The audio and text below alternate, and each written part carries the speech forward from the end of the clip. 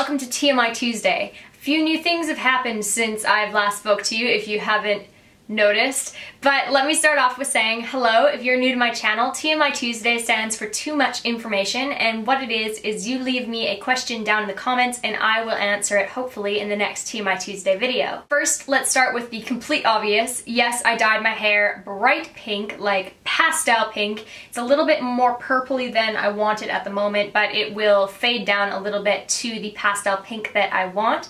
Hi Lola, come on up, come say hi. Lola would like to say hi to you guys. So I did that yesterday, and that's what happens when I don't film for like a couple days. I go out and do ridiculous things, and yeah, I like it. I think it's totally different. I've never ever thought about dyeing my hair a crazy color, and all of a sudden I went, I'm gonna do it, and I did it. And I did it because my extensions need to be changed over in the next month or so anyway, and I wanted to go a little bit darker with my color. So I thought, why not, while it's a platinum color, do like a really, really bright pastel or a really bright color, just because it's a lot easier to have it for a little while and then get rid of, instead of, you know, having to lighten your hair and then do it that color and blah blah blah. I probably won't be keeping the pink when I get my new set of extensions in. I'll just get it washed out and put blonde back through it, but I thought it would be really fun to have a little bit of a change for the meantime. Before jumping into your questions, I'm just going to catch you up on what's been going on in my life. So if you've been following me on Instagram or Twitter, you guys would probably know that I've been ranting and raving about there being construction in my complex, in my building complex. And we had builders right out on my patio, and my patio is literally like 3 feet that way. Like, I'm filming right in front of the window. And so they were prying up all the tile and jackhammering, and it was making so much noise, and I tried filming so many times, and I couldn't film with a voice. So hence me doing a get ready with me and a lot of different videos with music over top, because you couldn't hear what was actually going on in the background. So that is why I had those videos up. I did film a favorites video for you guys on one of the weekends, and I was really excited to put it up. But some of the footage got corrupted or lost, and I didn't have an entire intro segment, so that was a little bit embarrassing. So I do have a partial favorites video that I'm probably just gonna refilm. Do you guys still want to see a favorites video for last month? I know it's like the 10th or the 11th today, but would you mind if I still put it up? I don't know, I have some cool stuff to show you. I just didn't know if you'd still be interested in seeing it, but let me know. Second of all, my vlog channel. I have gotten a new vlog camera, and I'm really excited because I wasn't able to vlog very easily because on the last camera that I had, it's a Sony HD, and it was Glenn's little flip cam. I loved it, but the only problem is every single time I used it, I had to format the memory card, and I didn't know why, and sometimes it wouldn't even show up in my computer, and it was just a complete mess to vlog with. So I ended up picking up this Samsung Galaxy. I think it's the coolest thing. It's like a tablet on the back, and you can upload directly to Instagram and stuff like that. It's amazing. I love it. So needless to say, my vlog channel will have a lot more content on it in the next couple of weeks. This feels like it's been the longest intro I've ever done on one of my channels, so let's jump into some of your guys' questions. Ellie K is asking, hey Karissa, I have a question for one of your TMI videos. What advice would you give regarding an image overhaul? Where would you recommend to begin? Example, clothing, hair, makeup. Coming from personal experience, I would probably say start with your hair. Hair is so important. I feel like when somebody makes an effort or has a trendy haircut or really, really nice hair, or they have a beautiful color, people notice that, and I think that that works wonders for your image. The right haircut and the right hairstyle and the right color can do wonders for how you look. Secondly, I would probably say, if you're open to it, possibly whitening your teeth. I know it sounds kind of crazy, but teeth whitening is a huge thing. When your teeth are a little bit whiter, your face looks a little bit brighter, and overall it can really change your look. From then, I'd probably say start into the makeup and then the clothes. Makeup is definitely a really, really big thing on how you present yourself. Obviously, doing different styles of makeup will suit you more than others. Just have a play, see what works for you, learn off of other people, watch YouTube videos. Like, that's what I did. I completely am YouTube taught. I think that it is such a great way of just teaching yourself and not feeling like you're doing anything wrong, because you're just in your room watching somebody else do their makeup, trying to mimic it. Like, whatever you do isn't wrong. You're never going to make a mistake. You're just learning. From there, clothes, I mean, for myself, I think that I get most of my inspiration from different blogs or different celebrities or things like that, and I find a photo that I like and I try and emulate that style. I think emulate's the right word. Am I saying that right? Anyways, I try to copy that style. So if I like the shirt that they're wearing, I go and either find A, what brand they're wearing and try and find it myself, or B, what kind of a dupe there is. So say if there's a similar one at Forever 21, go buy the Forever 21 one. I hope that helps. I know that from personal experience, there's nothing more fantastic than doing an image overhaul or a makeover, and the way that you feel afterwards, you just feel so beautiful and so great afterwards, and I think that that feeling is so easily achieved even by changing up one little thing in your routine. Alyssa Marshall is asking, what is my take on sex before marriage? I think that it is completely personal preference. It's completely up to you. I don't personally believe in waiting until being married to have sex, and that's what I think, that's how I grew up, but I mean, you might be completely different. I personally believe that you should be able to have sex with whoever, however many people you want, whatever you want to do. It is your thing, it has nothing to do with my life whatsoever. Just make sure that you are using protection, you don't get pregnant, and do the 2-day, 2-week, 2-month, 2-year rule.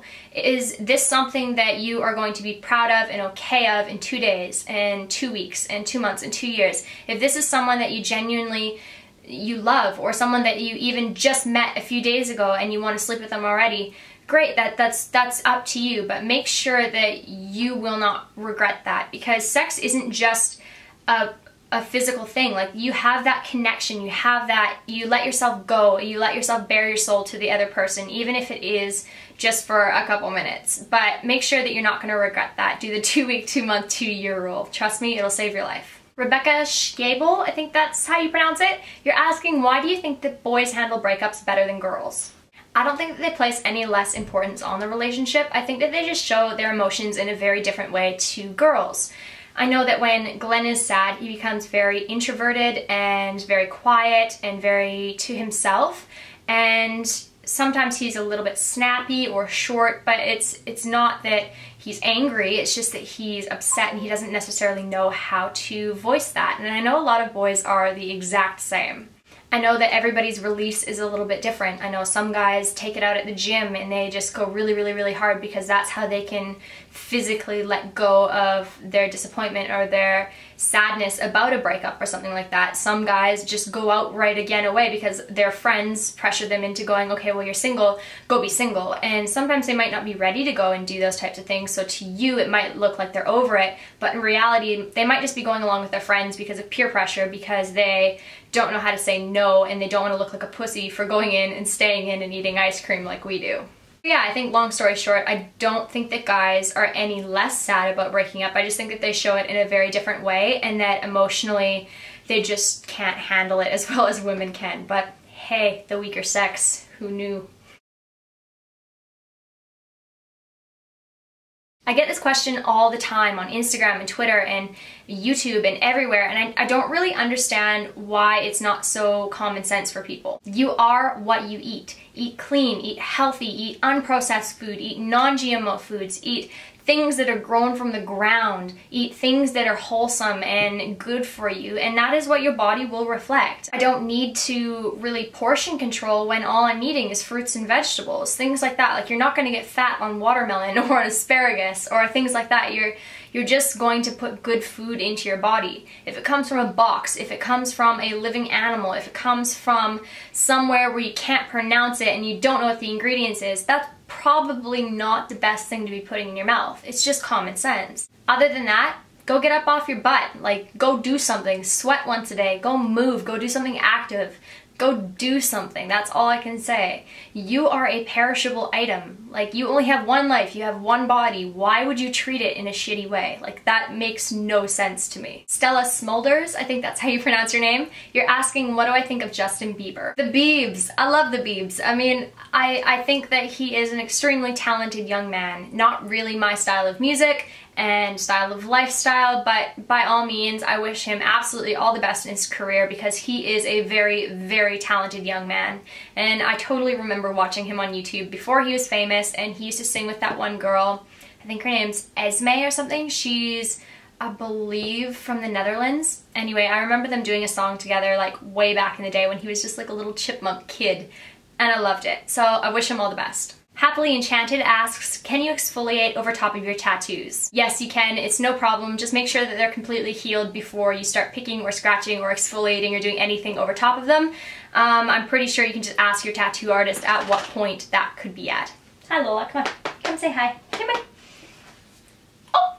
Molly Foal asks, what would be the first thing I'd do if I won $1 million? The funny thing is, I've had like daydreams about this moment for the longest time, and I'm totally sure it'll happen one day. But what I would do is immediately book in at some spa for a back massage and a facial, because I feel like you'd really want to plan your spending attack and investing attack of that money. What are you growling at? What are you growling at?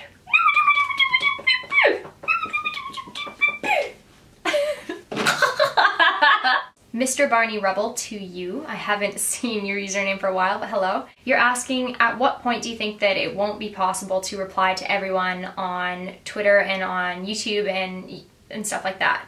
You guys know that I reply to as many comments as I can on YouTube and on all of my different social networking platforms. But this is also something that has come up, that I'm now at 230,000 subscribers or whatever it's at.